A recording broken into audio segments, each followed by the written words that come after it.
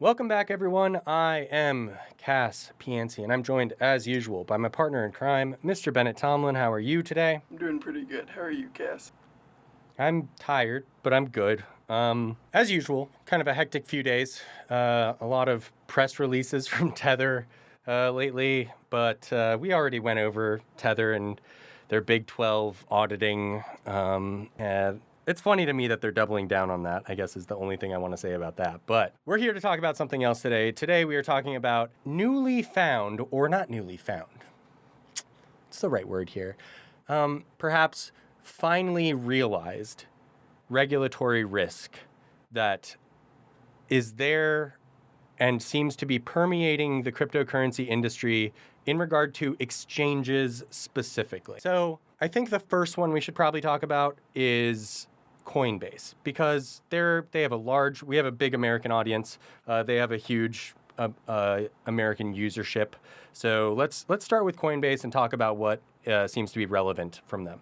Yeah, so I think there's a couple things going on with Coinbase right now. The first is that the Department of Justice just indicted one of their former managers and several of their associates for being involved in an insider trading scheme.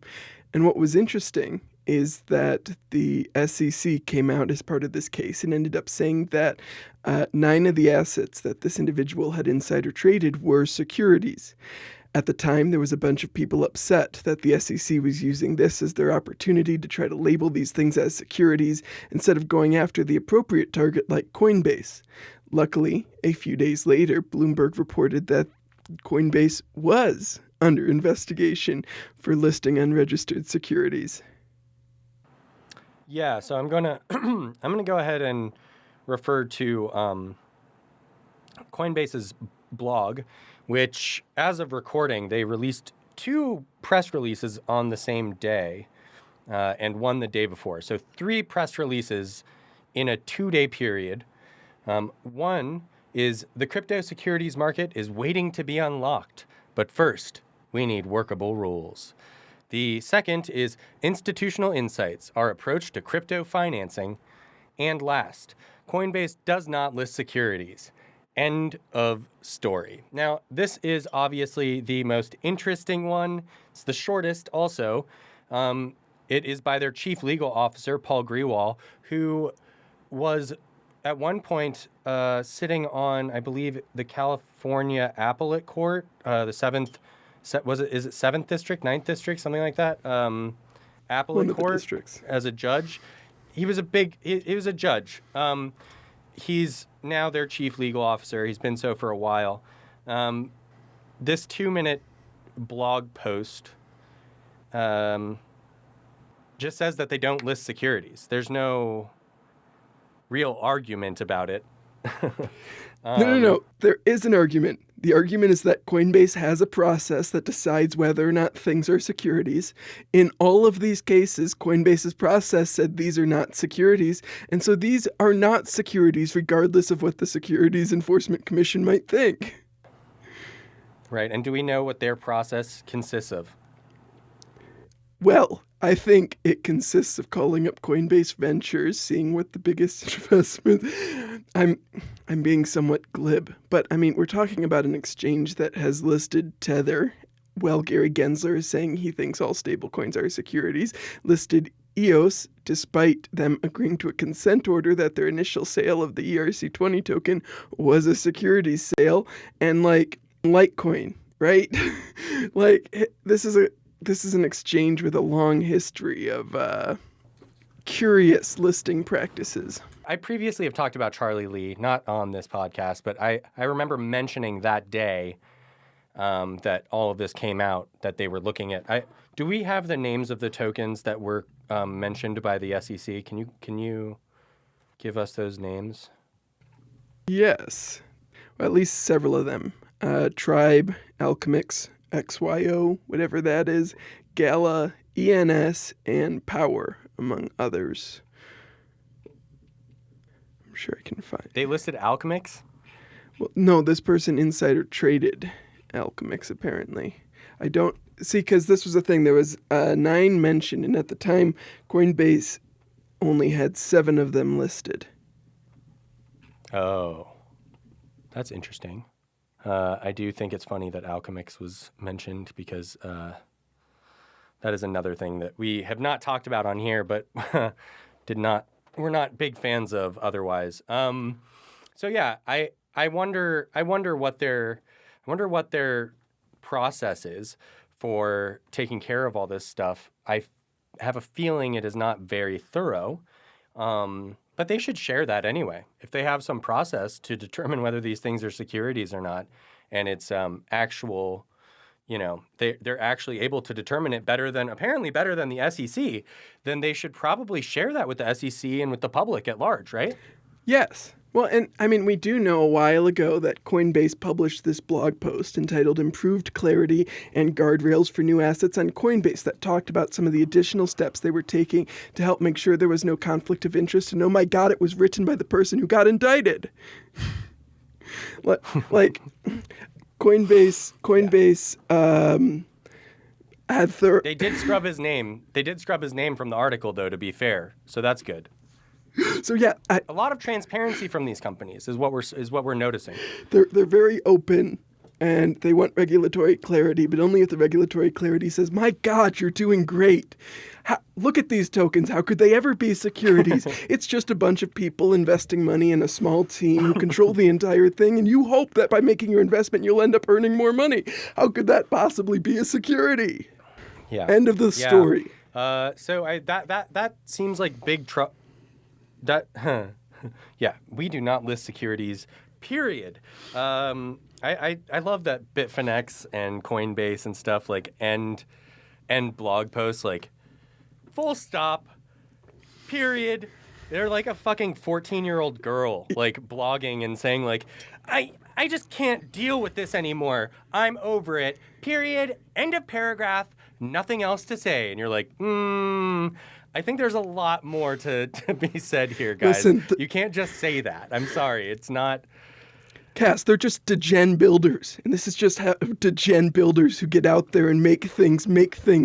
Period. End of story. Yeah. Maybe if we didn't criticize these things, they wouldn't be securities, The other exchange that we wanted to discuss was another one that's been a topic of discussion for us previously. So we talked about it in our crypto capital core. Worked directly with Kraken. Kraken noticed red flags with them and dropped them. So we previously had mentioned that before.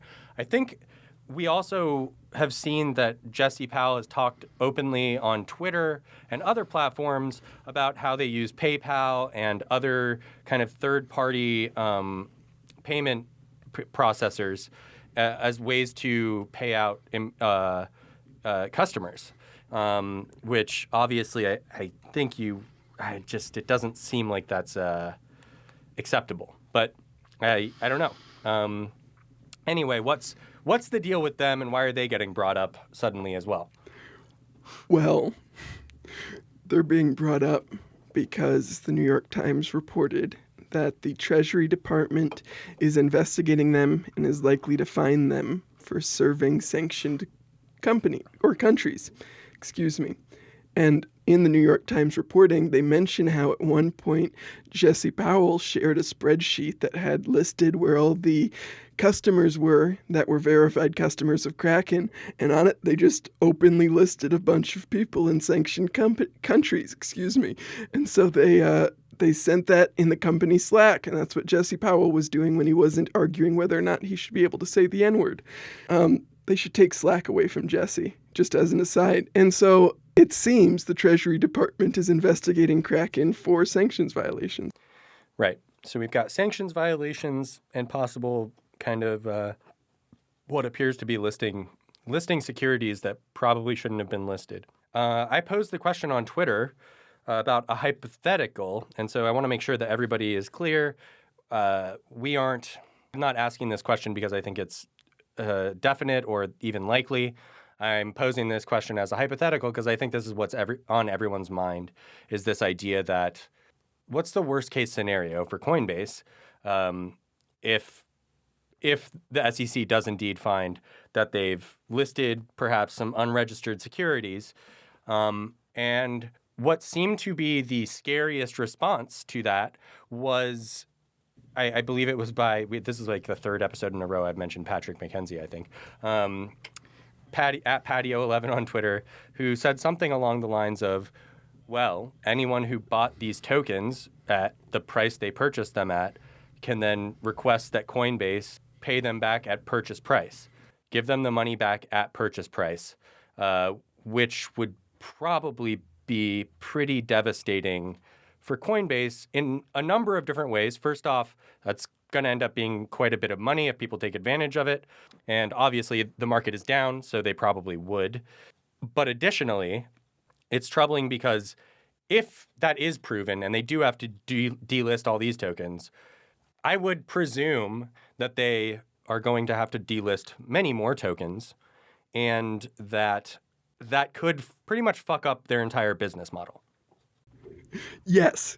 Yes, you are absolutely right that if Coinbase is no longer allowed to list whatever shitcoins they want, their business model is fucked. Their entire business model has become charging exorbitant fees to retail and trying to attract ever more retail investors by listing an increasing list of shit, right? So yeah, if they get told they can't list most of these anymore, that fundamentally alters their business model. But also, that has massive ramifications across the entire industry. Because if all these things are securities, then all the places listing them are securities exchanges now and are either going to need to register or delist these and delist a bunch other preemptively like you're talking about. Any of the lending places are now doing like lending against securities and need to make sure they're doing that appropriately. And like the fundamental structure of everything alters in a way that no one is ready for. I guess I'm wondering, what we're seeing with Kraken is a far different issue. I'm wondering how common you think that is as an issue for cryptocurrency exchanges. I also am wondering, I know I've written about this, and I think you probably have too, but I'm wondering about jurisdiction here, right? So how much will these securities issues or whatever alter, let's say, Binance from doing business or FTX from doing business? Well, I was going to bring up Binance next when you asked about Kraken because, and I feel like this has gone under-noticed, is that a couple weeks ago, Reuters had the reporting that Binance had served a bunch of Iranians, right, and had violated sanctions. And so this reporting coming from Bloomberg so close on that suggests to me that the investigation into Kraken, to which Jesse responded, we're always under investigation. It was New York Times, wasn't it? Yes, but not for Binance. For Binance, it was a Reuters investigation. For this one, it was New York Times. But in both cases, but you said Bloomberg just now. Oh, sorry, you're right. No, it's New York Times. I meant, New York Times. Okay, cool. I'm just sorry. Bloomberg had the scoop on Coinbase being under investigation by the SEC. You're right, New York Times. But I think I think it hints at the possibility that there is a much larger federal investigation going on. And we've seen basically a whole bunch of federal agencies have ongoing investigations into Bitfinex, Tether, Binance, and apparently Kraken all the time, if you listen to Jesse. Now we know Coinbase is under SEC investigation. I think that it is plausible that there is a much broader federal regulatory wake-up going on than I previously assumed, and that I might have previously misjudged its size. Yeah, I mean, it could very well be that we have another Liberty Reserve on our hands, but or Black Friday. You know, I think it's our responsibility to not. Or Black Friday, but look, I want to saying dramatic statements like that. I want to equalize this and make sure that we are not fomenting panic or, causing people to immediately go out and sell whatever they hold. That is not what we're trying to do. We're talking about a real risk. And the fact that it's a risk does not mean that it's going to happen, does not mean that anything ultimately bad will happen to any of these exchanges. We have no idea what's going to happen. And in the past 5 years, nothing has happened. So I think it's fair to say that, if you look at the past 5 years of history, it hasn't been a big issue, right? So, and I mean, there's been little things. There's been the CFTC fine against Bitfinex. There's been the New York Attorney General office going after Bitfinex and Tether.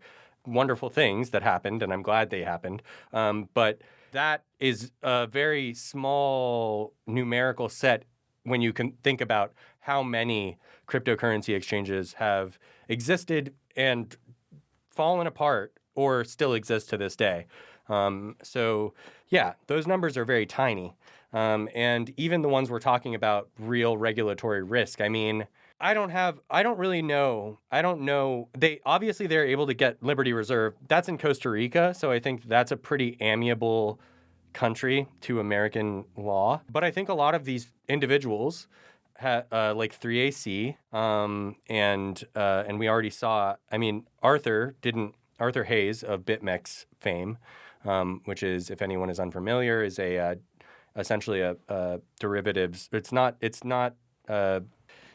physically settled Bitcoin exchange. It's like spot, right? No, it's not spot. It's derivatives trading. So it's not spot. It's what's the other one? Futures. What's the other one? Derivatives. Leverage. It's futures contracts. Yeah. It's futures contracts. It's futures contracts. And they famously, I think even the company is something like 100x or whatever it's called. They famously let you 100x your leverage and immediately get liquidated if you wanted to do that. But he ultimately, Arthur Hayes, who was the CEO, got in trouble with I believe it was was it the SEC or the DOJ? It was the DOJ under BSA issues. Bank Secrecy Act. Right. Bank Secrecy Act. So yeah, Arthur Hayes got in trouble, but he was in Singapore, kind of on the run, eventually turned himself in. It seems like he's going to get off with a slap on the wrist and be fine. I don't see much happening there.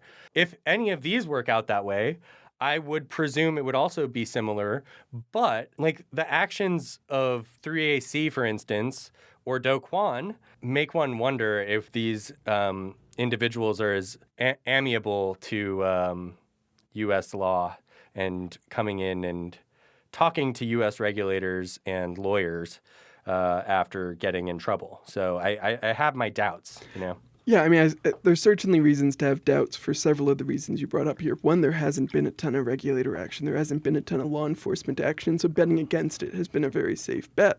And then, as you mentioned, cryptocurrency companies very intentionally play a game where they try to position themselves out of jurisdictions and in places where it's going to be expensive or politically difficult for the U.S. to enforce its laws, right? That's part of the tactic, and we've talked about it on half a dozen of these episodes. But, that doesn't apply to Coinbase. That doesn't apply to Kraken. That doesn't apply to anyone who's in a place with a pretty comfortable extradition treaty. There's still a lot of people who are still potentially in play, and a lot of other people who can have their life made immeasurably more difficult, if that is the tactic that U.S. law enforcement and regulators are actually intending to go with. But like you said, there's reason to bet against that. And I think that part of the regulator inaction we've seen over the last few years is what is kind of really driving the manufactured outrage we've seen in the cryptocurrency ecosystem in response to this, right? Is that, oh, now you're going to say these are securities? I've been doing this for years and now it's a problem? Cool, SEC. I've been even trying to talk to you about my process where I rubber stamp any token that comes into my office and you wouldn't even listen. The fact that there has been nothing means when there is something, it's such a jarring contrast that you get these, we don't list securities, period. And a story could never happen. We're way too careful about these tokens, including one token that as soon as it was listed, published a press release that said, Power Ledger's power token skyrockets on Coinbase debut. Clearly decentralized, clearly not a security, end of story, period. It's manufactured. It's fake. It's it's up to the point where I recall a specific lawyer who I won't name on cryptocurrency Twitter doing a little mini thread about how this was outrageous that this insider trading guy was getting charged with obvious insider trading. It's not outrageous. I think everybody is looking at this and going, wow, yep. That looks like insider trading, and those sure as shit look like securities. That's been everyone's response who has a working brain, and to see this lawyer genuinely trying to, it's fun. You need somebody to defend every criminal, and I'm glad there are people there to do it. But the arguments were so silly, and they amounted to like, I basically what I've heard, the best arguments for this not being insider trading and people who suggest, do you remember there was someone who said to us, like, what if you gave, maybe these people wouldn't be insider trading if they got more equity, or they got more, if they got better terms on their employment. And it's like, so bribe people to not do the worst possible thing financially. I don't know. It's insane to me, these takes at all. If you want to defend the guy, you know, cool. That he needs defenders. That's great. Everybody needs a someone to defend them when this kind of thing is happening. That's part of the American system, thankfully. But yeah, weak arguments from these people, at least online. Hopefully his lawyer does a better job than these people were doing. Well, anyway, one of the interesting things about that is this insider trading was not detected by Brian Armstrong's monitoring system he was trying to brag about on Twitter. It was actually at Kobe on Twitter who originally pointed out to these wallets. And he also tweeted that he was asked by several people to stop tweeting about this because it was going to be bad for the industry to draw attention to it, because regulators would want to get involved if they thought that was happening. And like, it's CZ responding to the block going, recommend no more stories like these for the good of you and our industry, right? It's the same fucking thing. It's if you talk about the if you talk about the problems, then they're real. If you don't, we can ignore them. Yeah, this is, and this is another thing we saw. This is not a regulatory risk, but there was a big thread by at Liron, and he did a thread about this, essentially this thing called Helium. Honestly, I don't want to get deep into the weeds on this one, but basically they were offering like a system for people to get paid to offer Wi-Fi hotspots, right? That was essentially that's the elevator pitch. Liron did the math, and it basically amounts to, it'd take like 200 years, or people on Reddit were doing the math. But it amounts to like, it would take 220 years to recoup the cost of your investment for buying the hardware to do this thing. And I actually had someone reach out to me a week before that thread or something, like 5 days before that thread, and say, hey, what do you think about Helium? Like, do you think Helium is, you must think Helium is pretty interesting. And I was like, no, of course. Like, I was like, this is somebody trying to solve the last mile problem, but not even considering the last mile. And all I had to do was think about the people who were going to be most heavily invested in this dumb idea. And it's going to be people in a city who, one, don't really need hotspots already. They have internet. But two, if you were to do this all over a city, you would have people competing all over the same places to be offering hotspots in the exact same place. That is unnecessary, repetitive, and bad. Meanwhile, people in rural areas would still not be able to get very good internet, and so they would need to have wired or cabled or, fiber, whatever. Like, they need something to connect to an internet. And generally, people who live in a rural area want a tech service. They want somebody to be able to come out and fix it when it goes down.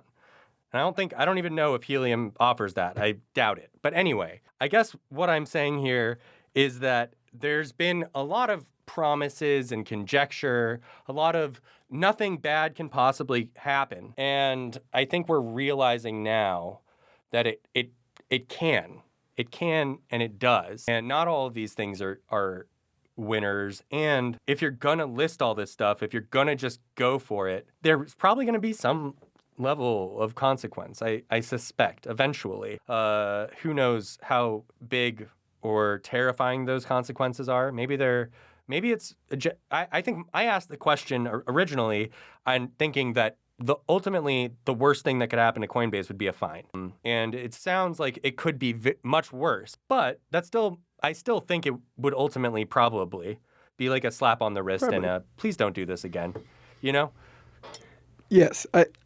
So again, we're not trying to stir fucking fear. I guess is what we're not trying to stir fear, but there are real risks, and they're descending on cryptocurrency. Well, and right I now. thought the most interesting thing about Lyran's thread was not the thread itself. I mean, yeah, Helium has basically no revenue. It was all overinflated on tokens and stuff during a hype phase without any real substantial there, you know. But I thought the much more interesting thing was the reaction to the thread, right? Where you had like the writer of the piece and an A16Z partner coming out and being like, oh, this is so mean. This criticism isn't fair. This is so hard for us. It doesn't even talk about all the great build-out that Helium has accomplished, despite the fact that no one seems to want it. And it doesn't talk about how innovative this is, and so it's just totally not fair to these experimenters who just want to innovate, man. Yeah, there we go again with experimenting in art. But whatever. Also, wait. I think just that one, at least Packy was the one responding, right? And he was the one who went on the podcast and gave the really bad houses on the blockchain use case.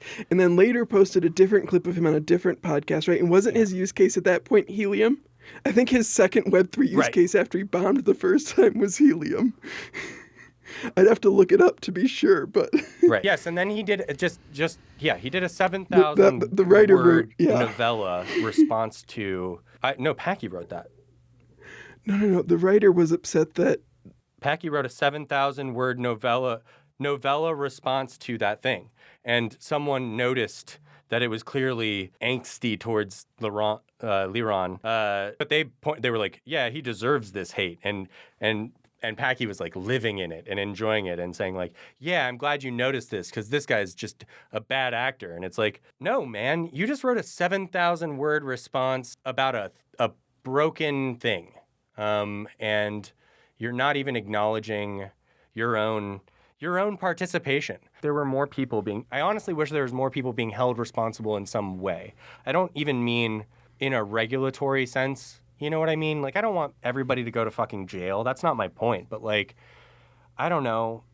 Time Magazine should not be allowed to even write anything critical about Web3. Like, after you're not allowed shilling to. Axie, you mean? You guys shilled it the whole way up.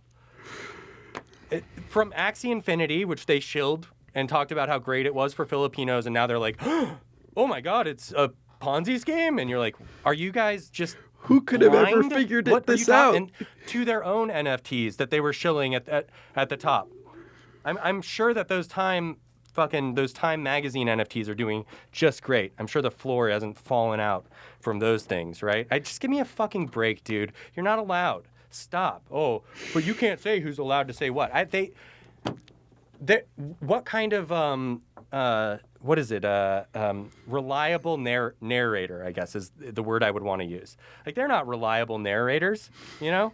They clearly had an MO. They clearly went for it. And it's the same as that New York Times article about latecomers. The Latecomers Guide to Crypto. Just a bunch of fucking nonsense. And then the same people who go out and write these, like, highly praising a bunch of garbage, then later write and go like, oh, I can't believe it was a scam. And you're like, maybe you can't believe it was a scam because you did zero fucking research at the beginning.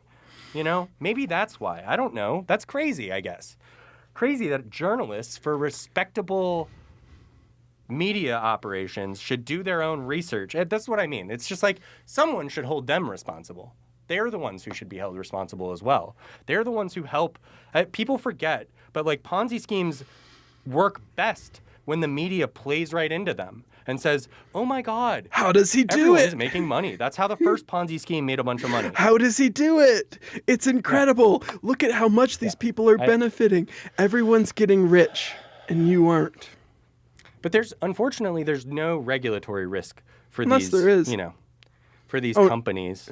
And these, there should be, but none of them are going to get sued for fucking writing articles I don't that really are positive. think they should, you know. But I think like... Me either. I think that we've talked about before, a lot of these institutions are gradually eroding the trust that they have left and are doing a poor job of maintaining and continuing to build that trust. Yeah, I want to thank them for doing such a piss poor job, because without them doing such a piss poor job, we wouldn't be able to talk about this, and people wouldn't seek us out to be like, hey, what the hell is actually going on? Or for that matter, Molly White, who's been doing an excellent job of archiving all these Web3 scams, and Zach XBT, who's basically a full-time journalist exposing scam after scam after scam. Like, he's doing the journalist's job. So I don't know. I in some sense, I'm like, well, there you go. Guess we know who's actually doing the hard work now. I think it was worth talking about. We're interested in seeing how this plays out. I thought that was interesting. They mentioned that Cuba was one of the countries, and there were how many people? 73. Although the one with the most was Iran, which was troubling. If you were going to pick one of the two to have the most, you would want it to be Cuba. All over the place right now. Yeah, totally. I mean, what? Cuba's not. I know they're listed on the, state sponsors of terrorism, but what a fucking stupid list for them to Cuba be on. does not seem to be the biggest threat to America. So I don't know. I'm not suggesting either of us are big fans of Cuba, but I just don't think they're something. Listen, I don't ever worry about Cuba. There are tons of problems with the U.S. sanction regime, not the least of which is that many of the countries on it are not really a material threat, and that many of the sanctions are implemented in a way where it's not really hurting what you want to hurt. Plenty of reasons to criticize it. Bad idea to send an Excel file in your company Slack that says, here's how we're violating them. Yeah. It's been an interesting week. I think a lot of people are kind of hoping that this is the end of the bear market, that we're approaching the end of this, and that was it. I just have no idea. I don't feel that way, but my feeling. But it sure feels like there's more. It feels like there's still some stuff undone. I guess my point being, maybe number goes up. Maybe number goes up, but I think the regulatory risks are so much more clear now than they ever have been before. And good luck to Tether, by the way, with their new messaging service. I think that's such a important thing for them to work on right now. I know that the audit is it's been on its way for about 5 years. I know they're working on that, and it should be here probably in a week, maybe less even. So I know they're working hard on that, and getting this messaging app up and running that quick proves that they have their priorities straight. So I'm just proud of them. When you say Tether's new messaging, I know that there's a lot of regulatory risk right now. You say Tether's new messaging, you mean the video messaging, not like the whole swarm of bots that have invaded every platform to talk about Tether, right? No, I'm not talking about their beautiful PR campaigns that they run constantly. You meant messaging, talking. No, I'm not talking about that. Or the idea that they just invented Big 12 auditors. They've now created a new auditing regime. I mean, I love it. Let's change the system. Make it the Big 12 auditors, guys. We'll have to keep track of them because it'll shift constantly. But, man, decentralize everything. I don't know. Yeah, Tether's on top of it. Anyway, subscribe. I don't know. Hit that Tether button. That's a thing that we have, right? And then donate some Tether to our Tether. Let Arthur Anderson audit again. Yeah, make Arthur Anderson great again. MAGA. Make Arthur Anderson great again. Make Bitfinex great again. Let's do this. What could go wrong?